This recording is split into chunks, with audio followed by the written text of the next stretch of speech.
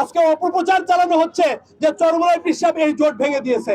না, চরমনাই পীর সাহেব এই জোটের উদ্যোক্তা ছিলেন, কিন্তু যারা ইসলামের নামে ভণ্ডামি করে অন-ইসলামিক দলগুলোকে এই জোটের অন্তর্ভুক্ত করেছে তারাই মূলত এই জোটকে ভেঙে দিয়েছে। আচ্ছা, আপনি বলেন, আমি জোট করলাম ইসলামের জন্য, কিন্তু সেই জোটের মধ্যে যদি এরকম দল থাকে যারা আল্লাহর আইনেই বিশ্বাস করে না, তাহলে সেই জোটের আর কোনো দরকার আছে? কোনো প্রয়োজন আছে? তো আমি আজ জোট করছি ইসলামের জন্য। সেই জোটে যখন আপনি এনসিপি কে আনলেন, যখন এবি পার্টিকে আনলেন, যখন এলডিপি কে আনলেন, তখন তো এই জোট আর ইসলামী জোট নেই। তাহলে আমি ভোট করি আল্লাহর জন্য, যদি জোটেই ইসলামের জন্য না থাকে আমি এই জোটে থাকি কিভাবে? ইসলামী আন্দোলন বাংলাদেশ একটি ইসলামপন্থী রাজনৈতিক দল। কি? ইসলামী আন্দোলন বাংলাদেশ একটি ইসলামপন্থী রাজনৈতিক দল। আমরা আওয়ামী লীগ করি না, কি করি না, জাতীয় পার্টি করি না। ইসলামী আন্দোলন তৈরি হওয়ার প্রয়োজন হয়েছে কেন? আমরা বিশ্বাস করি এই জমিন আল্লাহর। কার এই জমিন? এই জমিন যার, এই জমিনে হুকুম চলবে তার। এই জমিন আল্লাহর, এই জমিনে হুকুম চলবে আল্লাহর। কিন্তু আমাদের অন্যান্য রাজনৈতিক দল যেগুলো আওয়ামী লীগ এবং বিএনপি সহ অন্যান্য সেকুলার রাজনৈতিক দল যারা আছে, তারা বলে এই জমিন আল্লাহর হতে পারে, কিন্তু এই জমিনে বিচার, এই জমিনে হুকুম চলবে মানব রচিত আইনের, আল্লাহর আইন চলবে।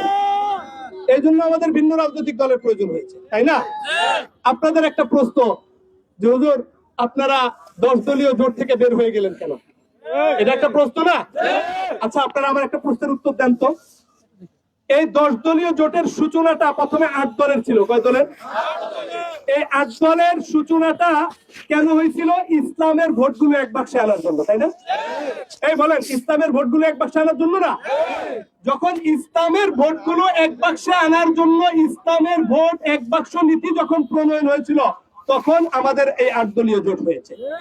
কিন্তু আমরা দুঃখের সাথে লক্ষ্য করেছি যে আমাদের বাংলাদেশে যে সমস্ত ইসলামপন্থী দল আছে, ইসলামের নামে যারা রাজনীতি করে, এদের মধ্যে মোটামুটি বড় দল হলো জামায়াতে ইসলাম। কারা?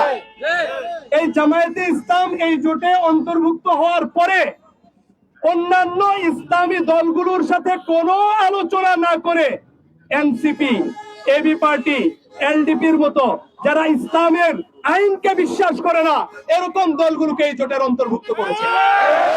আচ্ছা, আপনি বলেন, আমি জোট করলাম ইসলামের জন্য, কিন্তু সেই জোটের মধ্যে যদি এরকম দল থাকে যারা আল্লাহর আইনেই বিশ্বাস করে না, তাহলে সেই জোটের আর কোনো দরকার আছে?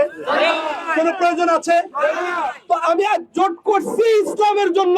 সেই জোটে যখন আপনি এনসিপি কে আনলেন, যখন এবি পার্টিকে আনলেন, যখন এলডিপি কে আনলেন, তখন তো এই জোট আর ইসলামী জোট নেই। তাহলে আমি ভোট করি আল্লাহর জন্য, যদি জোটেই ইসলামের জন্য না থাকে আমি এই জোটে থাকি কিভাবে? আজকে অপপ্রচার চালানো হচ্ছে যে চরমনাই পীর সাহেব এই জোট ভেঙে দিয়েছে। না, চরমনাই পীর সাহেব এই জোটের উদ্যোক্তা ছিলেন, কিন্তু যারা ইসলামের নামে ভণ্ডামি করে অন-ইসলামিক দলগুলোকে এই জোটের অন্তর্ভুক্ত করেছে তারাই মূলত এই জোটকে ভেঙে দিয়েছে। আমরা আজকে যদি এই জোটের মধ্যে থাকতাম, হয়তো বা 5, 10, 15, 20, 50, 100টা আসন আমরা জিততে পারতাম, তাই না? কিন্তু আজকে এই জোট ভেঙে যাওয়ার কারণে যদি আমরা মাত্র 5টা আসনও জিতি, যদি একটা আসনও আমরা যদি না জিতি, আমাদের মনে কোনো দুঃখ থাকবে না। আমরা নির্বাচন করি, ভোট করি আল্লাহর জন্য, আমাদের এই নির্বাচন এবং ভোট আল্লাহর জন্য।